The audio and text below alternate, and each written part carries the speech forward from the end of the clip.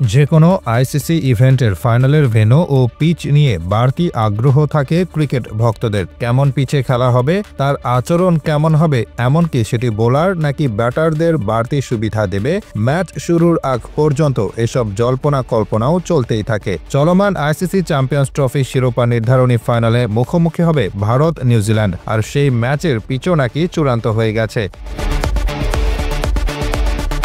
আগামী 9 মার্চ দুবাইয়ের আন্তর্জাতিক ক্রিকেট স্টেডিয়ামে হবে চ্যাম্পিয়ন্স ট্রফির নবম আসরের ফাইনাল। এই ভেন্যুতেই টুর্নামেন্টের সবকটি ম্যাচ খেলে আসছে রোহিত শর্মার দল ভারত, যা নিয়ে কম সমালোচনা হয়নি। এই ভেন্যুতেই গত 23 ফেব্রুয়ারি হয়েছিল চিরপ্রতিদ্বন্দ্বী ভারত পাকিস্তানের হাই ভোল্টেজ ম্যাচ। গ্রুপ পর্বের সেই ম্যাচটি যে পিচে হয়েছিল সেই একই পিচেই নাকি ফাইনালও অনুষ্ঠিত হবে, আর ঠিক এমনটাই জানিয়েছে জনপ্রিয় ক্রীড়াভিত্তিক ওয়েবসাইট ক্রিকবাজ।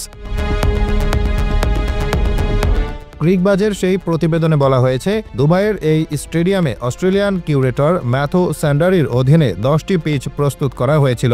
আচরণগত দিক বিবেচনায় সব পিচই কম বেশি একই ধরনের। এই পিচগুলি কিছুটা স্লো এবং তাতে স্পিনাররাও নিখুঁত সহায়তাও পেয়ে থাকে। এবারের চ্যাম্পিয়ন্স ট্রফিতে এরই মধ্যে দুবাইয়ের মোট 4টি পিচ ব্যবহার করা হয়েছে। ফাইনালেও একেবারে কেন্দ্রে থাকা পিচই নাকি থাকছে, যা আগেও ব্যবহার করা হয়েছে। 2 সপ্তাহ আগে ব্যবহার হয়েছে এমন পিচ যা বিশ্রামের জন্য পর্যাপ্ত সময় পেয়েছে।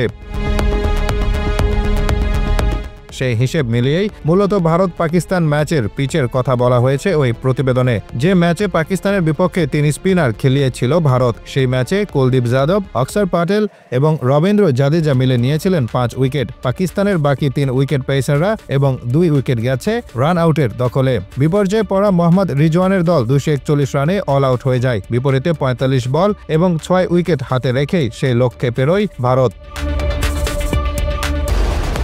দুবাইয়ে এখনও পর্যন্ত অনুষ্ঠিত ম্যাচ দেখে স্পষ্ট, এখানে ব্যাটারদের চেয়ে তুলনামূলক বোলাররাই বাড়তি সুবিধা পাচ্ছেন। দুবাইয়ে হওয়া টুর্নামেন্টের 4 ম্যাচে গড় রান হয়েছে 246। এর মধ্যে সেমিফাইনালে ভারতের বিপক্ষে অস্ট্রেলিয়ার করা 264 রান প্রথম ইনিংসে ব্যাট করা দলগুলোর মধ্যে সর্বোচ্চ পুঁজি। ভারত 6 উইকেট হারিয়ে সেই লক্ষ্য তাড়া করেছে 49তম ওভারে। অন্যদিকে পাকিস্তানে হওয়া বাকি 10টি ম্যাচের গড় রান ছিল 295।